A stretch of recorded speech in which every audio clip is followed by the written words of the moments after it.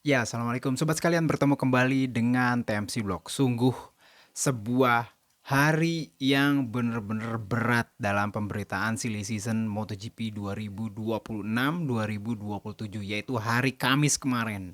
Benar-benar bom telah diledakkan secara prematur mungkin ya, tapi ya nggak apa-apa, menarik ya. Karena kalau kita lihat memang, kalau kita ngomongin mengenai musim 2027 di mana sudah kita ketahui juga bahwa akan ada besar banget perubahan regulasi teknis di sana dengan MotoGP akan beralih dari mesin 1000 cc ke 850 cc. Itu terjadi juga ya. Bisa dibilang side effect-nya adalah perubahan silly season dari konfigurasi para pembalap.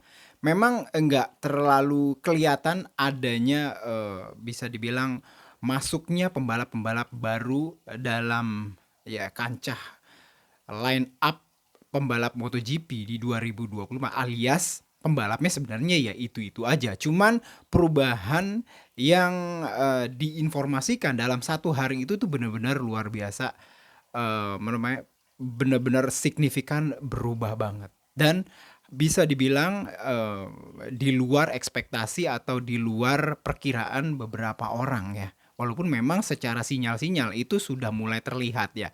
Jadi kayak misalkan kita bisa lihat ya, berita pertama yang juga sudah kita saksikan kemarin ya di vlog yang monolog yang kemarin, yaitu ketika ya motorsport.com itu menginformasikan bahwa Fabio Quartararo bahkan ya mungkin di bawah tangan atau gimana gitu ya, sudah sign deal. Jadi sudah oke ya untuk bisa membalap ya di HRC Honda. Dia akan hengkang dari Yamaha ke Honda pabrikan mulai tahun 2027 nanti. Yang artinya dia akan menjadi salah satu pembalap utama pertama yang akan menggunakan Honda RC 214V nanti di tahun 2027.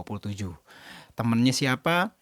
eh, Rumor pedok mengatakan bahwa kemungkinan besar yang akan dipertahankan di situ adalah seorang Luca Marini gitu ya, ketimbang dari Joan Mir. Entah kayak gimana, nanti kita akan coba analisa lebih lanjut mengenai konstelasi di HRC Honda 2027 yang kemungkinan akan menempatkan Fabio Quartararo bertandem dengan Luca Marini di sana. Nah, selain itu, efeknya adalah seat di Yamaha kan kosong nih artinya. Ah, ini kayak apa konstelasi pembalap di tahun 2027 Yamaha? Nah, berita lanjutan beberapa jam setelah berita Fabio Quartararo, Motorsport kembali menghadirkan informasi bahwa yang akan menepati posisi kosong selama 2 tahun mulai dari 2027-2028 di Yamaha Factory ya adalah Jorge Martin. Ini jelas-jelas banget sih sesuatu yang benar-benar buat saya sih awalnya wow, benar-benar di luar ekspektasi banget. Kenapa? Karena seperti kita ketahui dimulai di tahun 2025 itu rumor, segala berita itu sangat mengarahkan bahwa Jorge Martin akan merapat ke HRC Honda awalnya kayak gitu. Dan bahkan sempat dikonfirmasi oleh Massimo Rivola sendiri selaku CEO dari Aprilia Racing bahwa ketika Jorge Martin ingin menghidupkan klausul exit dari Aprilia tahun lalu itu Rivola bilang bahwa pabrikan yang memiliki andil mengenai berita heboh tersebut adalah Honda. Kayak gitu ya. Honda dengan segala kelebihan sumber daya baik itu manusia dan juga sumber daya finansial sanggup melakukan hal tersebut ya. Dan bahkan ya di awal musim ketika Aprilia Racing itu di launching ya teman-teman sekalian ya, masih Rivola tuh masih sempat menghadirkan semacam kayak statement, dua statement yang beririsan atau memiliki tema dari silly season. Salah satunya adalah ketika dia bilang bahwa dua pembalap Aprilia yang di tahun 2025 ini, Marco Bezzecchi dan juga Jorge Martin, itu sedang diincar oleh, dia bilang, koper uangnya pabrikan Jepang. Dia tidak bilang bahwa itu Honda atau Yamaha. Awalnya saya melihat, wah, Maksud dari Massimo Rivola ya Jorge Martin ke HRC, tapi ternyata ya seperti yang sudah kita baca juga di motorsport, akhirnya malah Jorge Martin ke Yamaha. Ya, sebagai efek juga dari kosongnya tempat yang akan ditinggalkan oleh Fabio Quartararo di Yamaha Factory. Menarik ya. Apakah tahun 2027 Jorge Martin mau melepaskan topi Red Bull-nya? Kan dia biasa kan kalau foto-foto selalu pakai topi Red Bull dan akan berani seperti kayak yang dilakukan oleh Marc Marquez ya menggunakan apa namanya topi atau menggunakan support dari sponsorship yang benar-benar lawannya dari Red Bull yaitu Monster Energy. Kita akan lihat nanti. Nah, jadi kayak gitu. Nah, selain itu apalagi nih? Nah, jadi konstelasinya kan bener-bener kayak yang banyak yang jadi terbuka gitu loh teman-teman sekalian ya. Aprilia Racing kalau kayak gini, kalau misalkan Jorge Martin kosong nih, pasti kan akan kosong nih. Siapa yang menempatkannya? Lorenzo Savadori. Bisa jadi, cuman itu kayaknya udah pilihan terakhir banget. Sama seperti yang dilakukan oleh Aprilia Racing tahun-tahun lalu. Cuman kalau Aprilia Racing itu ingin memasukkan pembalap tertentu dan membuat tim ini akan bener-bener Italia sama seperti yang sempat diomongin sama Max Biaggi beberapa pekan yang lalu mengenai Aprilia Racing lebih Italia dibandingkan dengan Ducati yang dimiliki oleh dimiliki oleh Audi gitu ya. Ini akan membuat Aprilia Racing di tahun 2027 punya kesempatan untuk menempatkan All Italian Riders. Menurut saya yang sangat mungkin adalah salah satu tempatnya akan ditempati oleh pembalap Italia yaitu Pecco Bagnaia. Wow, gimana nih ya? Jadi memang sesuatu yang menurut saya ideal, walaupun memang secara umum belum ada sinyal-sinyal yang yang kuat ke arah Pecco Bagnaia akan merapat ke Aprilia Racing.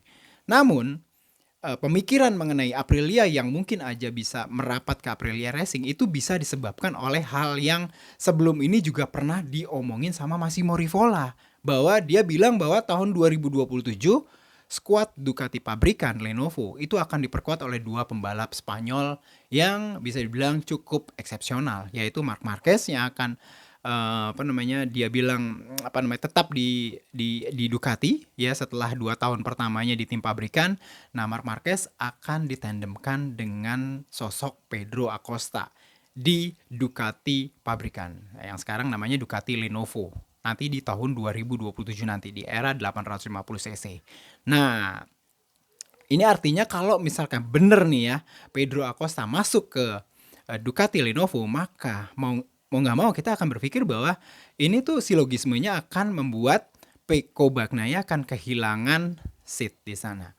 Dan memang secara umum Pecco Bagnaia itu punya kontrak dengan dengan Ducati pabrikan itu sampai akhir musim 2026. Artinya dia akan bisa dibilang bebas transfer gitu ya kalau dalam dunia sepak bola, walaupun di MotoGP agak sedikit berbeda sistemnya kayak gitu.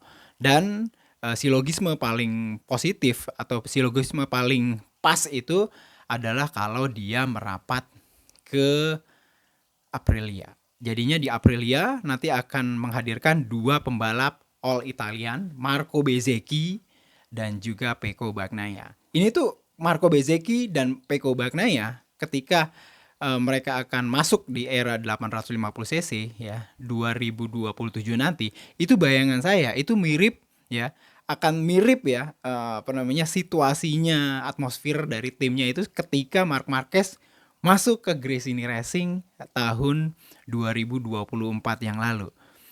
Ada dua orang yang benar-benar bersinergi masuk ke tim yang sama.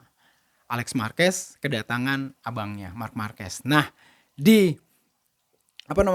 Aprilia Racing 2027 ya Marco Bezzecchi akan kedatangan abangnya juga ya, abang satu academy ya di VR46 Academy, yaitu Pecco Bagnaia. Sesuatu yang bisa dibilang ideal banget ya, bisa menandemkan antara Marco Bezzecchi dengan Pecco Bagnaia di Aprilia Racing dengan Aprilia RSGP 27 berkubikasi 850 cc nanti.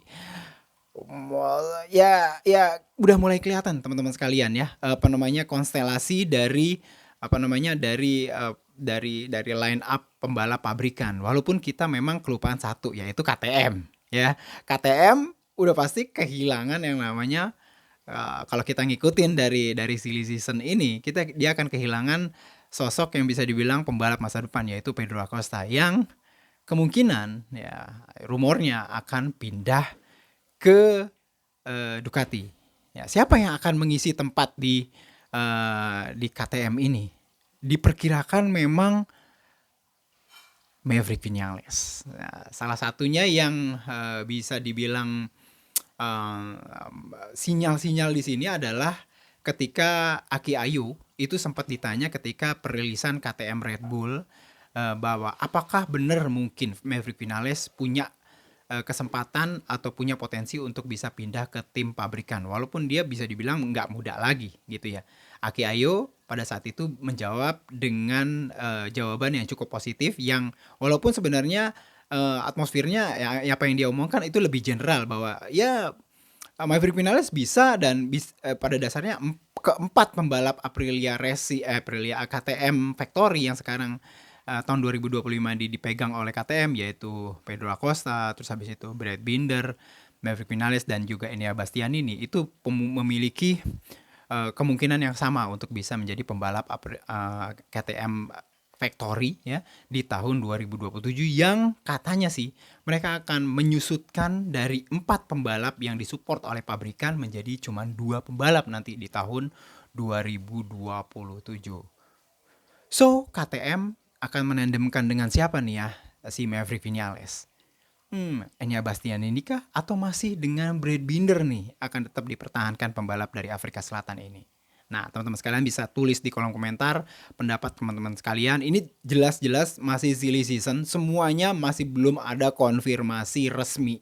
Masih benar-benar rumor, tapi rumor yang diperoleh ya mungkin berdasarkan sumber-sumber yang cukup dipercaya dan bisa dibilang cukup kompeten di apa namanya di bidangnya, kayak gitu lah teman-teman sekalian. Nah, jadi itu aja teman-teman sekalian, kira-kira siapa tuh? Dan kira-kira siapa yang akan bertandem dengan Jorge Martin di tahun 2027? Toprak Razgatlioglu kah? Nah, itu juga akan bergantung pada bagaimana hasil Toprak di tahun 2026 ini. Itu aja, sampai berjumpa di konten selanjutnya. Assalamualaikum warahmatullahi wabarakatuh.